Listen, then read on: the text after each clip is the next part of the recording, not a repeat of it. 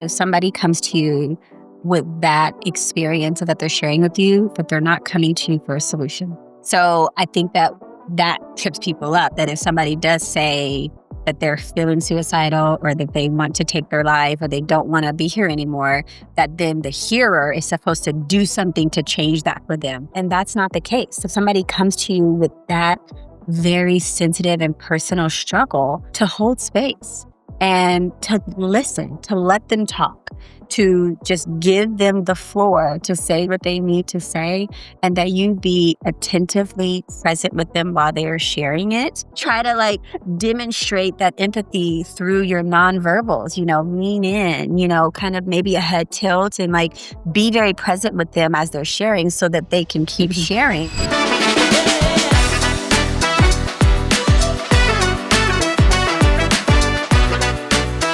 Welcome, everybody. So we have a very special guest, Tiffanie Trudeau from Connected Thriving and Wellness, and we are so happy to have her here. So we brought her here, and it's a very special month. It is Suicide Prevention Month. So we have to be realistic and thinking that, silence is the real killer here, and we need to talk about it. So that's why we think it's a very important topic. And Tiffanie has a lot of experience with this as well. She's a well-known counselor in Brevard County here.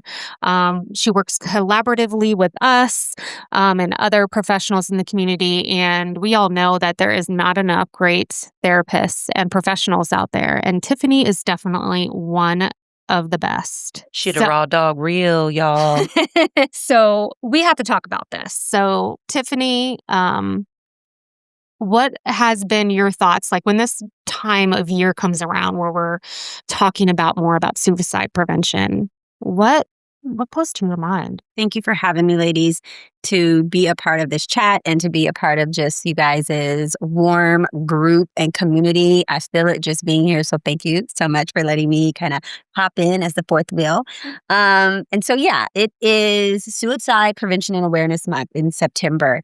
And it is during a time when there's a lot more conversations that are intentionally being had around the topic of suicide. And that's important because it is an issue that a lot of people struggle with, and a lot more people struggle with it than the average person may realize. And in this month, the focus is usually on what resources are available to people who are struggling, and then what are some signs to be looking for if you might have concerns for someone who might be struggling. And that's really helpful, but I also think that's only a sliver of the conversation, because what happens when you identify someone or you see someone struggling, then what? What do you do? If you're not a mental health professional or you're not clinically trained, and you find out that it's a friend or it's a family member, it's a child, it's a neighbor, it's a coworker, what do you do then? And sometimes there's not a lot of conversation or resources that are given for that part of it, as well as there can be confusion when somebody does make that decision for themselves and take their own life by suicide, but they didn't have the signs. They didn't follow this sort of prescriptive list that sometimes is given in good faith and with good intentions, but then they don't follow that sign. So then people are left confused. And so in this month, I like being able to expand out of just here are the top 10 signs that somebody might be suicidal, but how do you respond to people, even if they don't appear suicidal, so that if that ever creeps in to them, that they know that you're a safe place for them to go to. That's really true. That's one thing that kind of hits home. I know for me is I've heard, of either friends of friends. I have adult kids now, and they've had friends who have died by suicide as well. And some of them just did not have any of the signs like you're talking about. They're confused because it was so sudden, and then they start to think back, and they're like, well, wait a second, did they actually have signs? And then that's a rabbit hole from there. What do you do in your practice when you see maybe some, signs, red flags that this is kind of starting to be a dangerous situation? And listen for what's being said behind the words that are in the room and in the space. Because people who might be experiencing suicidality or having suicidal ideations may not come straight out and say, I am feeling suicidal. They might say other things that kind of pique my ears up when they're like, I'm just so tired. Like, I'm just so tired and I'm tired of doing this. I'm like, bing bong. Okay. Say more. Like, say more about like, what does that mean? What does that feel like? What would give you some rest or respite? Because that could be a subtle way that somebody was thinking about and wishing and hoping to go to sleep and not wake up. Or when somebody does say that, like, I wish I could just sleep forever. And yeah, sometimes we all get really tired and we wish like I could just sleep for a million years right now. But hearing sort of what's not being said behind what is being said and not being afraid as a clinician to ask that question, because there is still a little bit of this misconception that if you ask somebody if they're thinking about suicide or they're feeling suicidal, that will plant a seed in their head that wasn't already there. And I think that is a fallacy. So in my practice, when I hear some of these subtle statements or indicators, not being afraid to say, yeah, so do you think about not being here? Have you thought about, you know, ending your life or taking your life or feeling like life would be easier for everybody else if you weren't here in it? And not shying away from that, even though it's uncomfortable, right? And sometimes people hear that and they're like, no, no, no. Like, I just need something to change. And then you're like, okay, great. But even saying that, I think creates a bridge so that if that person ever does get there, they might be like, oh, I think if I brought it to Tiffanie, yes, I'm a therapist, so I can hold the space, but that she can take it and she's not going to hear it and immediately say, bing bong, we need to get her in the, inpatient, because you can have thoughts and that doesn't mean you immediately have to get, hospitalized.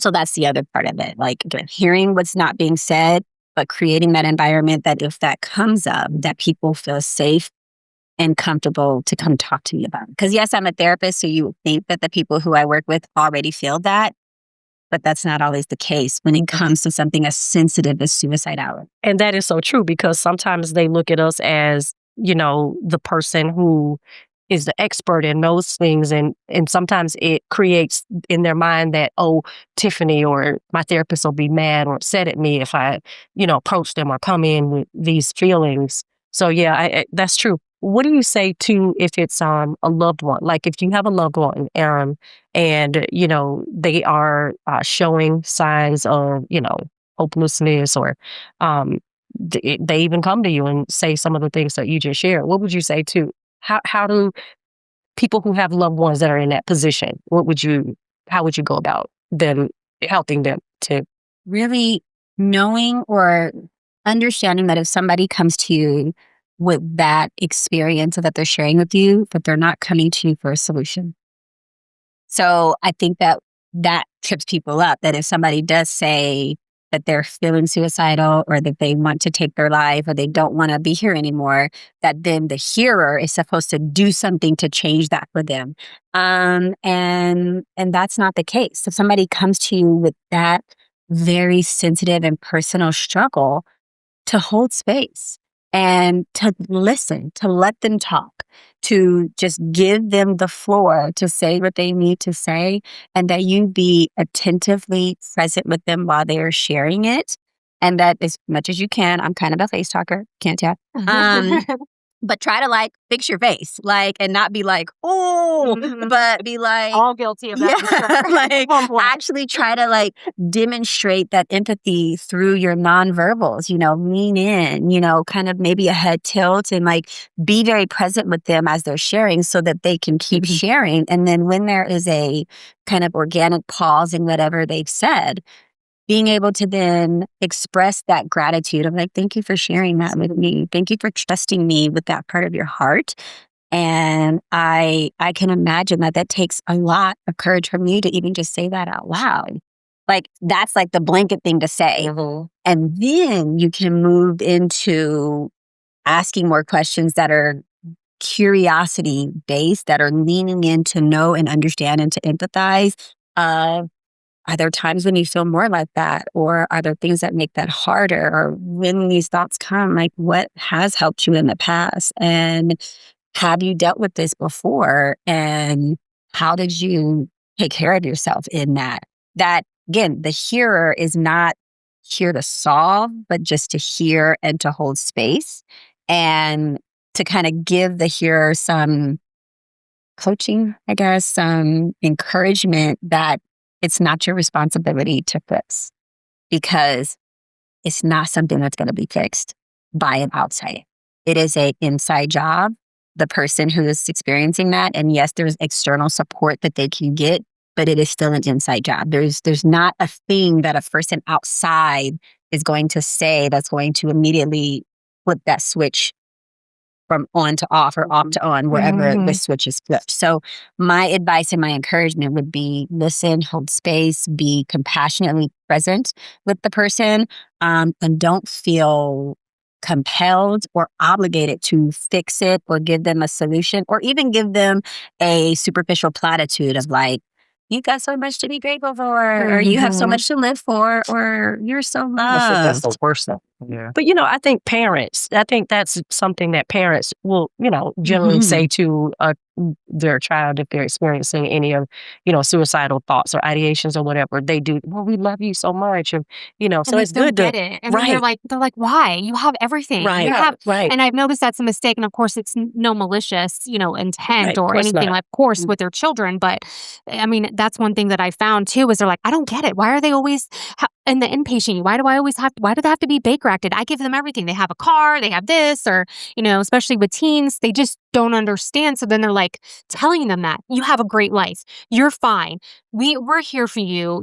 There's people worse off than you. And then that's a big thing that I've noticed too, that parents don't understand. And again, I know that they're doing the best that they can, but like you said, sometimes that makes it worse. Well, yeah, because even right there, that's when you want to look at it and say, but it's not about you. It's not about you. This is your child. And again, I go right into development. I'm like, yeah, because their frontal lobe's in the toilet because they're not operating with any type of logic and everything they're feeling is bigger and stronger and they are terrified. And now you're their people that they're coming to. Like you said, just don't make it about, well, I'm doing it. This is not a parenting thing. And I know we use that all the time, but you got to sit with that. I mean, and just say, okay, because here's the thing. So if somebody's talking about it, that is still good. That is still good. They're still trying to unburden it. They're talking about it. They want somebody to, and they don't know how, and so that's the thing. But I was going to go back with you on one thing that you said about, and I love that you said just being like a loved one or a friend or something, because again, we're versed in this. We understand this, and even working with new clinicians and stuff. And that's one of the things I tell them. I said, you have to be okay asking that because it's not like you're going to cause it or you're not. And I think that's the thing. So many people feel like I can't say that because I don't want to take on that responsibility. I'm like, again, it's not about you, but people are scared. But my question is that kind of piggybacking off of what TJ asked and what you answered, young people. So like a lot of our teenagers, a lot of our, I teach at the college. I got a lot of dual enrollments. And so you have, let's say, a friend that comes to you and then you're being a good friend and you whatever.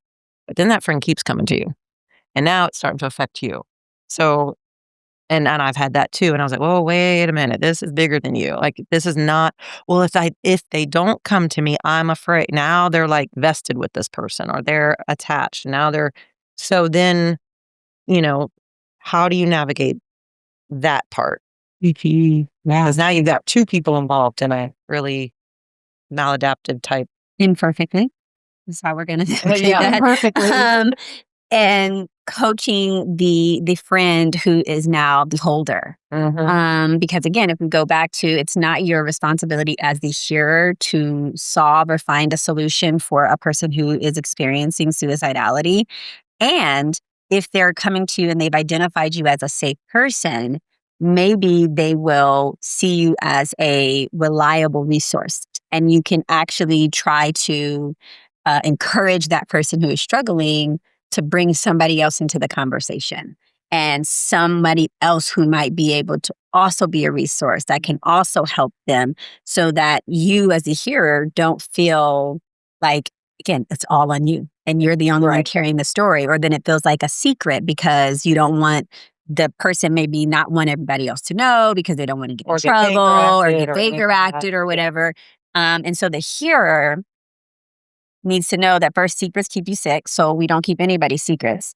So even if the person who is struggling is saying like, don't tell anybody, being transparent and saying like, I care about you enough that this is not something that I think needs to stay just between us. And I'll be with you when you want to tell who's the next person going to tell. Like, can I be with you as like your wingman to get you to tell somebody? But we're not keeping this just in house, like between the two of us, because we need more.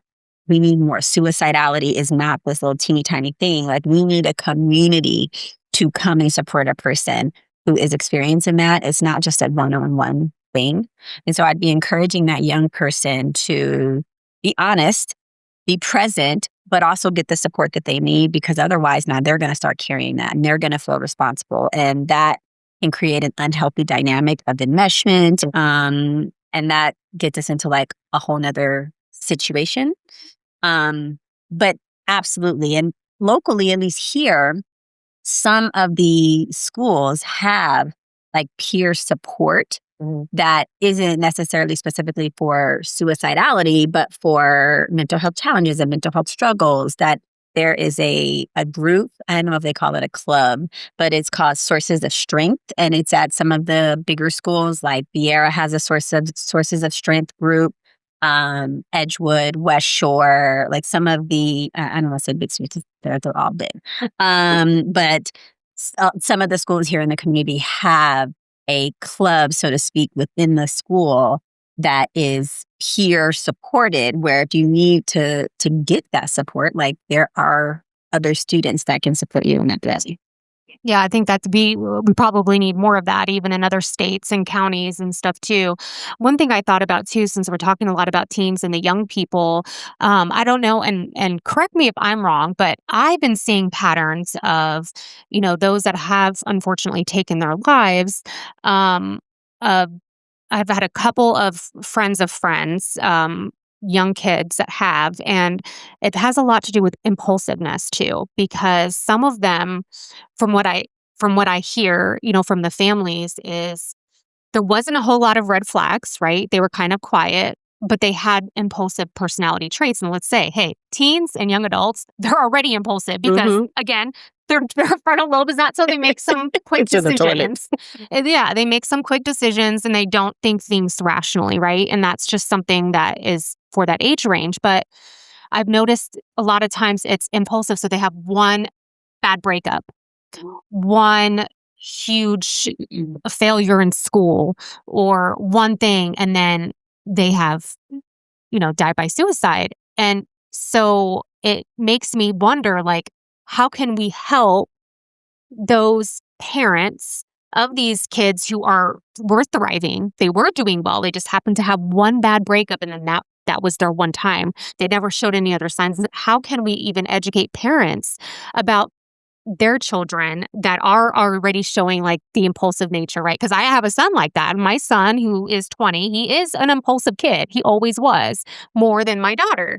So I see those things with him. So I'm always like, anytime he's going through relationship issues or he failed a test or something, I'm always checking in on him more, because in my head, of course, we're in this field, we're more a little bit neurotic when it comes to that, but like checking in, because I know that I don't want him to make a stupid decision, or a decision you can't take back.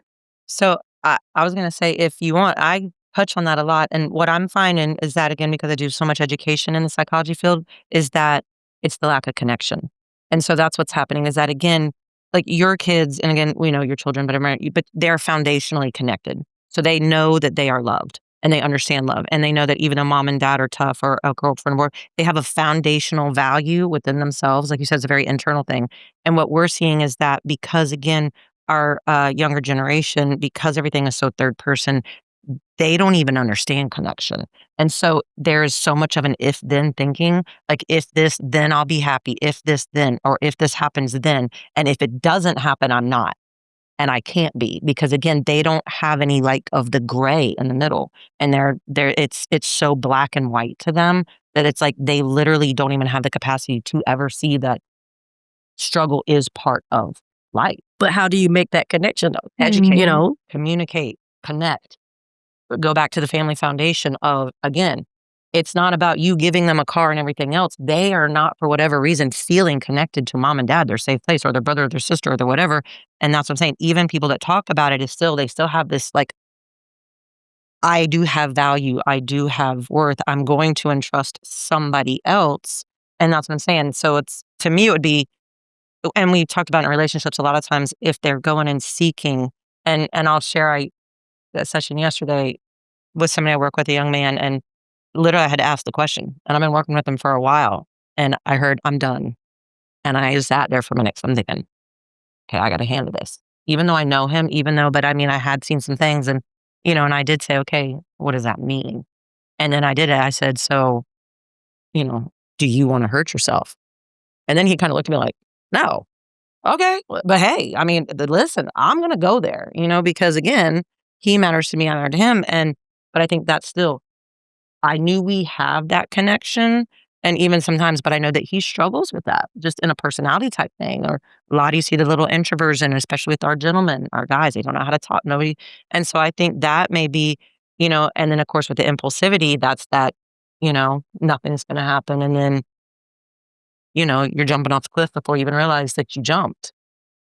And so in addition to like that foundation that you're talking about of connectedness and that belief of lovability, I think there's also creating emotional resilience, even in the impulsivity piece of just developmentally appropriate responses. Right. The things that you can do when a young person is disappointed because they got a poor score on an exam, being there to give them some perspective, to validate their disappointment in themselves, also to help them to see that they're able to get through it. Like, this is hard, and you can, I believe in this. Like, I believe I'm here with you in this, and this is a hard lesson to learn. And as you kind of feel these feelings, we'll come back and we'll figure out what we need to do next time, whether it's we need to get a tutor or we need to do some different studying or whatever, specifically around the example of an exam. But it's building in some of that emotional resilience in other like low stakes situations, like whether it's an exam or it's I didn't get enough playing time on my sporting team. That's a good point. Or I got into a spat with my friend, or even you got into an issue with your parent.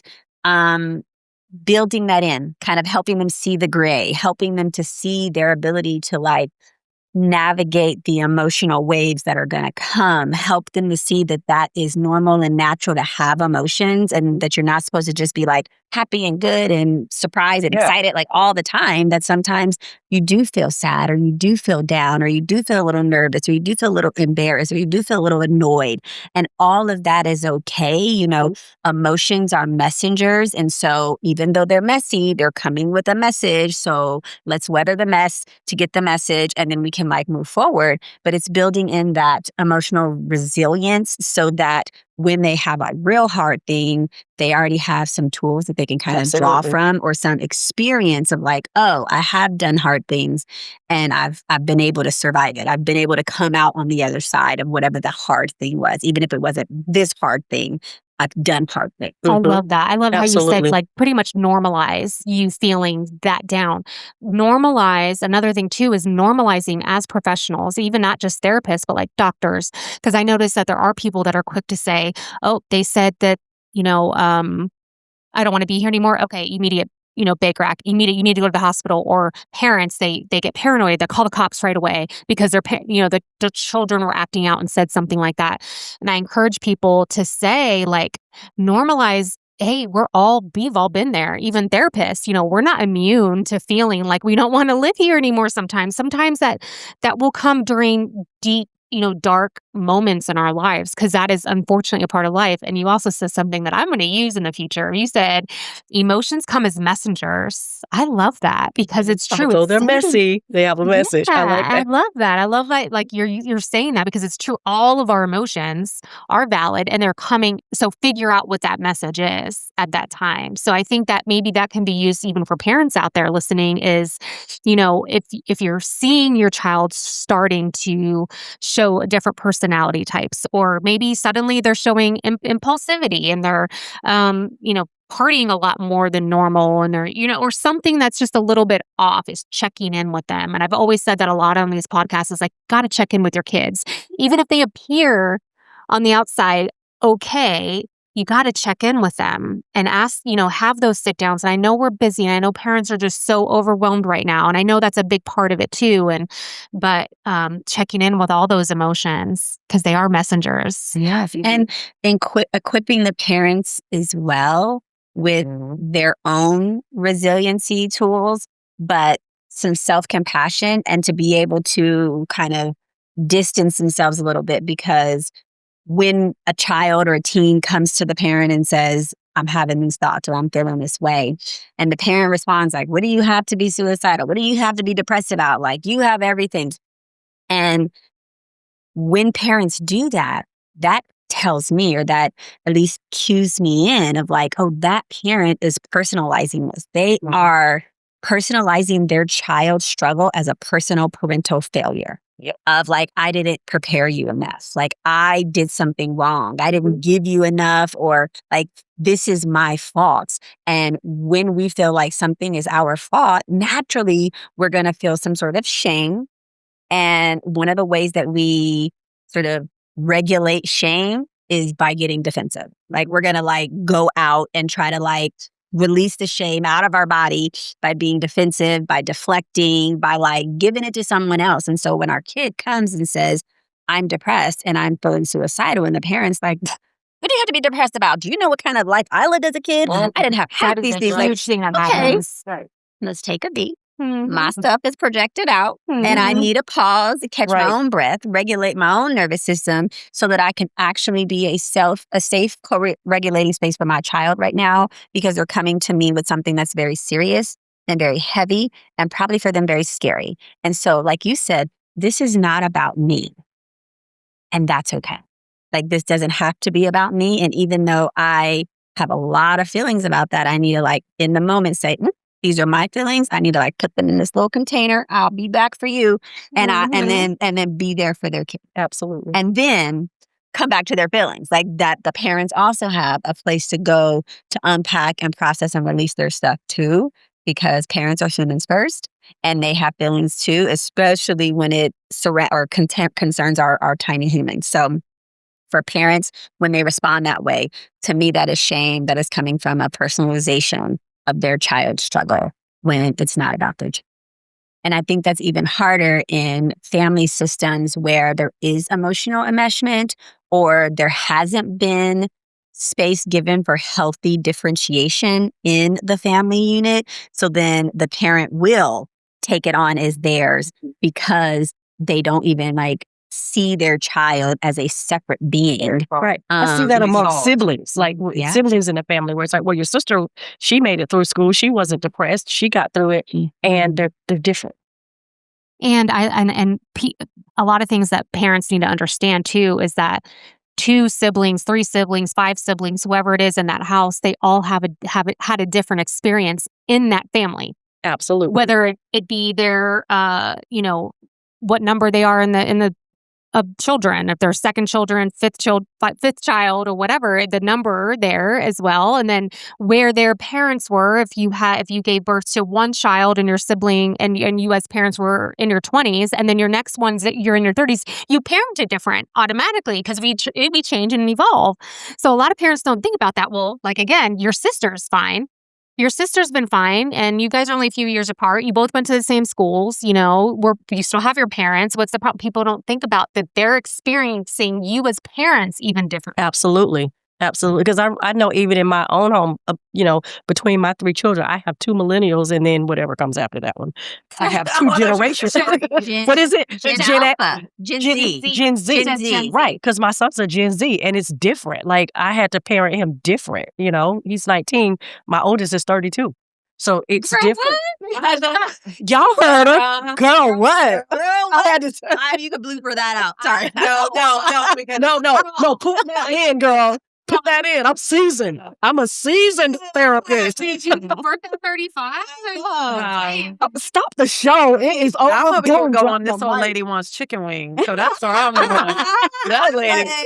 Okay. Mic drop. Yes. She can come back. Yeah. The Juna says come Yeah. on. Yeah. But I mean, that was hard though, because he had more emotions than they did, because when we were raising them, I'm the parent that say, oh, get over it. You'll be fine. Get over it. And they got over it. They did. Right. They suppressed it. They put that in. For the moment, they got over it. Right. They suppressed it. They did, because at their ages, I mean, my middle one, she does struggle with anxiety more. And then I have my son here and it's like, okay, we're sitting down. I'm doing that gentle parenting. Like, okay, tell me what's going on. So it's different. But, that's what I want to say. It is different. And that forces us as parents to learn and evolve. Because Always. I know my mom wasn't asking me how I felt, because she was definitely telling me, like, are you bleeding? Then you're okay. Exactly. Like, That's it. Yeah. They weren't even They weren't in they our weren't invented, I don't think, not until the early 2000s. Because when I was in the 80s, there were no emotions. Right. Did not exist. They did. We had not discovered those yet. Right. My Broken bones mom- are bleeding. If you ain't got one of those, go sit down. My mom said, go drink some water, go sit Rub on the some potty, dirt on it. go run some water on it, go lay down. That was your fix for everything. And if it didn't fix from that, then I don't know what to tell you. Did it work? Life still got like. But that's why So- we are so resilient. It is. But we combine one thing too that I actually spoke to a doctor locally here the other day, and he's a psychologist, he's very well known. He's awesome. He says that sometimes what you do is like we go through this healing process as adults. Like let's say us, like we're all a little bit older. I'm the youngest, or is Tiffanie the youngest? I don't know. I'm an 84 baby. I'm No, you're not that much older. I'm a 71. I was born in 71. She So- Rob is the My oldest. grandma over here. So one thing he said was that throughout our adulthood, sometimes we feel healed, we're growing, we're doing great things in life, we're raising children and families. And kind of like what you said, you put it away or compartmentalize things, but then something will trigger an emotion from your childhood. And it's like, wait a second, I'm good. I moved on from that. Why is it coming out now? Well, the memory's not gone. The feeling is not gone. It's somewhere else and it lay dormant. And then it can come back out. So being self-aware of that too, even as all of us, we've all grown up in different types of households, right? So thinking about that with even kids now, like, okay, your child grew up in let's say an intact family, then all of a sudden they're in a divorce situation. Their parents are divorcing in their teens. And they appear to be okay, right? And you're looking at the child, okay, the child's moving on, the child's in college now, the child's good. So maybe that child compartmentalized those feelings of that they don't have that family unit anymore, or they know that there's stress going on back at home while they're off in college. And all of a sudden something triggers it, like let's say a breakup or something. And then like I said, sometimes these decisions are made and you can't take them back. And I've seen that happen as well. So being aware and checking in with your kids, even as they're adults, technically maybe away in college and stuff, and they're like getting straight A's and they call you to tell you how they're doing great. But that's not always the case, because those feelings come out and they will get triggered. And when people aren't prepared for those feelings to come out, or they don't feel like they have a safe place for them to come out, that keeps them in like even more tightly. But that also means like, something is, you're holding it really tight and then something bumps it and it's like all over the place. And then it feels too messy to grab. Like you don't know what to do with it. And that can be scary when you're on the outside of it. But imagine what it feels like when you're inside of it, when it's you and you're just like holding on. I think we also live in a society where the message sometimes still is like, be okay. Like, look okay, and don't let your not okay make other people not be feeling okay. Like, there's still a bit of this message that everybody is entitled to comfort, and so You're addicted to comfort. I your talk about that all the time. your mess can't make me uncomfortable. Right. And then because that is a message that kind of flows around in our society, we start to wear masks. We start to perform in the personality that the world wants us to perform in. And at some point, that mask can get really, really heavy. Mhm. And that's where, we started in talking about that there are these signs that indicate that somebody might be having some suicidality, or they might be coming close to that line. But then when you have those people that they aren't signs, those are people who are probably wearing a mask because they don't feel like the world around them, their support system, their family, their friends, their community can withstand the messy raw that's behind the mask.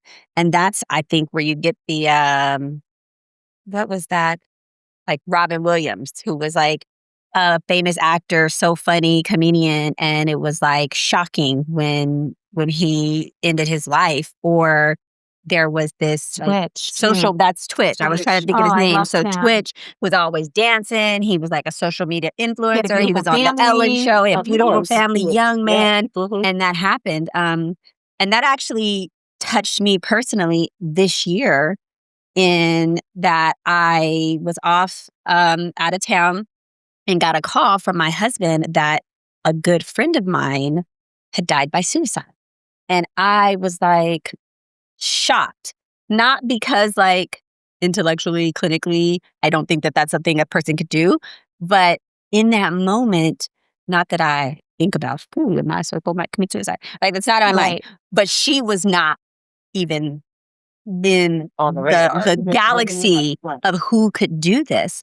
And I was devastated. I was devastated to hear this. And this was a woman who was like the brightest light, like walked in the room. Everyone felt like her best friend, but in like a genuine way, not like she's just so friendly, but it's fake. Like, it felt like so genuine. You felt so seen and so known by her, that when I heard this, not only was I devastated, but I was like, she was hurting. Like, she was hurting so much to make this decision.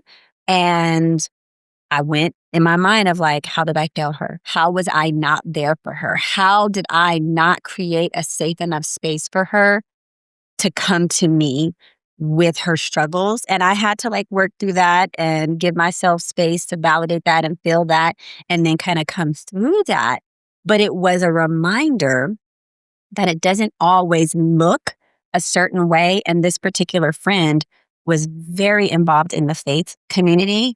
And so I believe that there was so much hush hush around it. There was so much spiritual bypassing that existed in the faith community that she was in, that she probably didn't feel like she could really come out with that and not be Judged Jesus or, juked. yes. That she wasn't going to get Mhm. like religious platitudes of like, cast your anxieties on the Lord, and, this world is temporary. You're not meant for this. Like, your riches are in heaven. And when you're suffering, you're more like Christ. Whatever the platitudes are that might have sat on the surface, but gave her the message of like, your real heaviness is not safe here, because if you are struggling, then it is a lack of faith.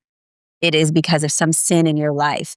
And that I worry so, and obviously she's not here to tell me what was going on with her, but I've had a lot of time to sit with and feel my feelings, but also say, okay, how do we learn from this? How do we not let somebody else be struggling alone with this in our circles, whether it's the faith community or it's just like your regular circle? And, first off, my condolences to Yes, you on behalf of your absolutely. friend. You hit a very, very important point when you talked about faith, about the faith community. And, of course, there's different kinds of faiths nowadays, but a lot of times people do suffer in silence because they feel that if they come forward with it or if they share it with someone that is a lack in their faith, when that's not true. And I've done like many different conferences where I've been to, especially Black churches, and have had to shine light on that because, again, that's the first thing. If your child, if it's a parent, your child is struggling, the first thing you say, oh, take it to the Lord in prayer. And that's all great. I agree. But what do you do after that?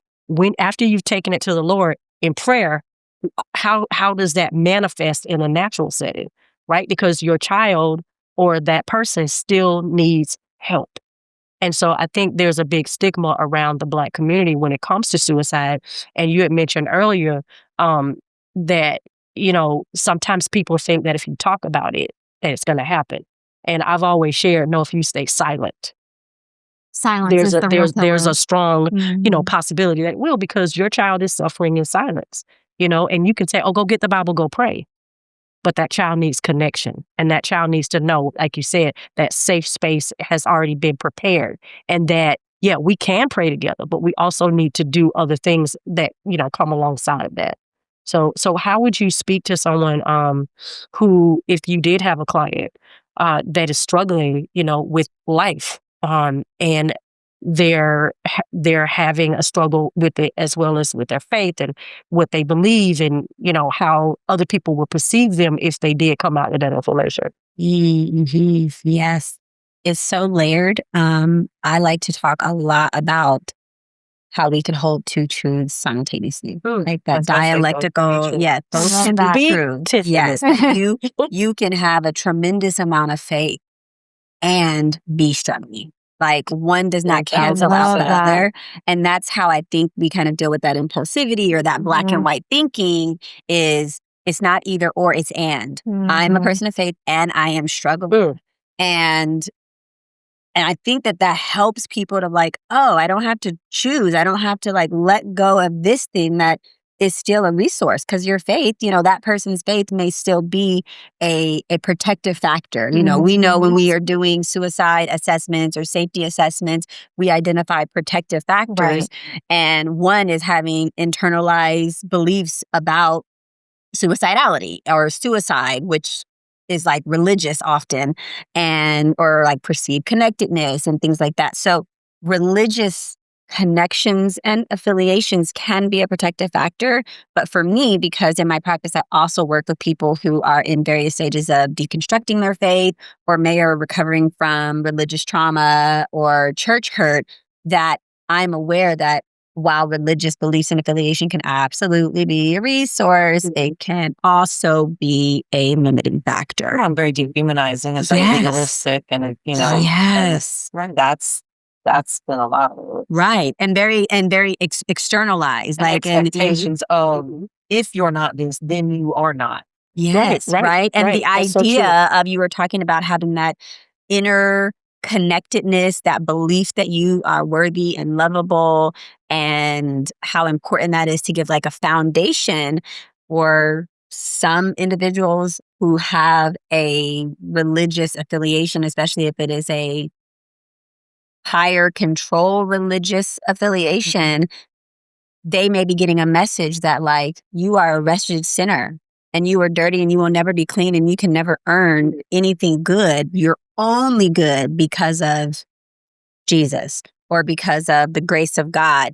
And again, on one hand, that is it reinforces the need for a savior, right?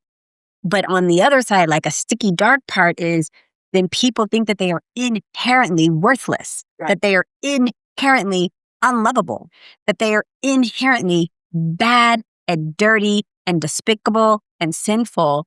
And that is a slippery slope into like, this world would be better without me. Yeah, and it gives them lack of control, because it's like, it's not in my control. Right.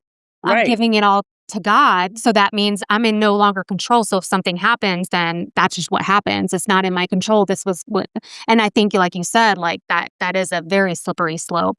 And I love that you said the two truths, because we can use that in so many things. Like if you're two truths, yes, you can be of faith and be feeling have those dark thoughts, right? And Absolutely. be, sinning.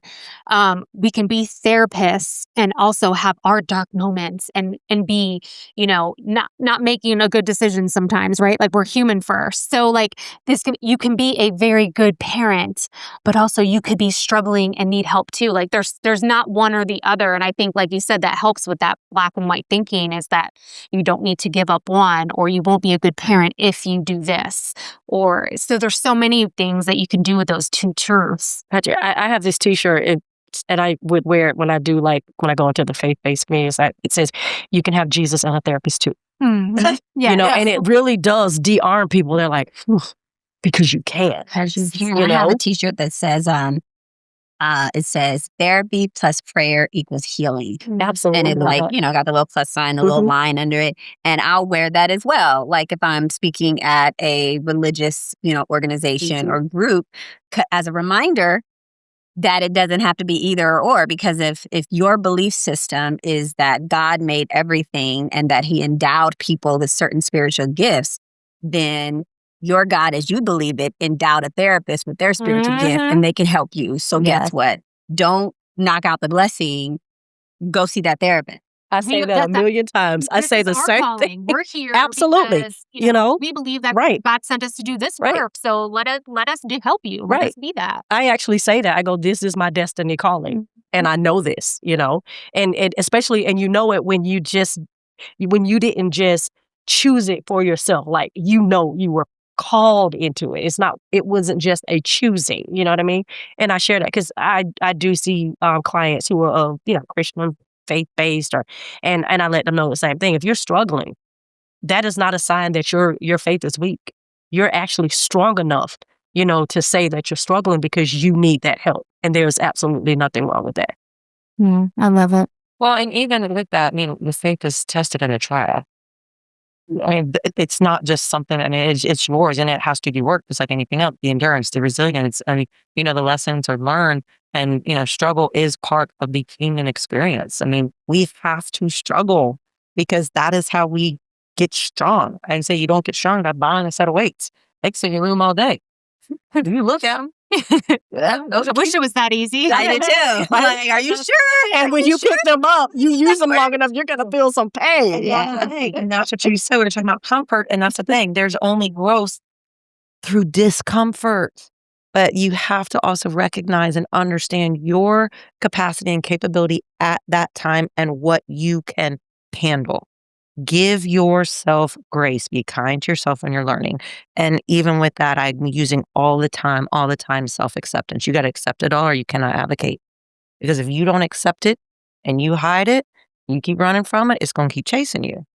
And a trigger is something that it's just, okay, you're not here. It's a reminder of a raw spot. It doesn't mean that you have to go, you can just go, you know what? I'm not ready for that. But if you do not give yourself grace to even say, I'm just not going there right now. Like, I know right now that's going to be a lot. And that's what I'm saying. When all this stuff and people have this idea and this expectation of what they think and what they and this and that. And I do that a lot with mine. I said, isn't it funny? I said, every time we go here, you go there. And we guys said, where are you going? Where are you going? We're sitting right here. I said, I'm right here. Oh, well, who's they? And they just look at me and I go, what's going on? Where are you going? Because a lot of times they don't know, but that is their default. I'm not. And I'm like, oh, no. You don't even know. I go, well, then what are you? And our guy, Jeremy, I still loved, he said that if we are what we do, who are we when we're not? And I think about that all the time because I am a human doer. I love to do. And I'm like, but I'm not just what I do. I love that. And I love that. To wrap up this episode that could just go on and on, I love, my suggestion, I guess, would be to anyone listening is reach out to people, like have a connection, be someone's connected source that they feel that they can be safe. And I don't care who it is. It could be a friend. It could be a family member that, may be very quiet or reserved. Reach out and check on your friends, even if you think that they're probably fine or they live this great life. Because we all know it doesn't matter how much money you have, how much family you have, things happen and you all struggle at some point. So check in, be someone's safe place. Tiffanie, first of all, thank you for joining us. Yes, Your you are wealth of lovely. information. I'm going to be using some of the things that you said because I love it. Thank you for all the work that you do here. If there's one advice that you would say to listeners out there when it comes to this topic, what do you have to say? Without this being like a therapist doorknob thing, when they like hit the door and they say like, drop this bomb and you're like, why haven't you said this the last 50 minutes? Yep. Doorknob revelation. Yeah, the doorknob revelation at the end is that recognize that for some people, suicidality is also a resource, right? Like it also feels like something that they can hold on as an option, as a pathway, even if they don't take it, and that get comfortable with that uncomfortableness of like, you may not ever relieve them or release them from that. Like the part of them, like from an internal family systems kind of viewpoint, that there may be a part of them that has evolved or developed to protect them in some way. And that's that suicidal part. That's probably that firefighter, that the goal is not to banish that part, but how can we give that part a different role, a different job, but to bring it back into the system. And so that even when we're dealing with suicide, which is very scary, it's like the scariest thing that you can deal with as it relates to mental health.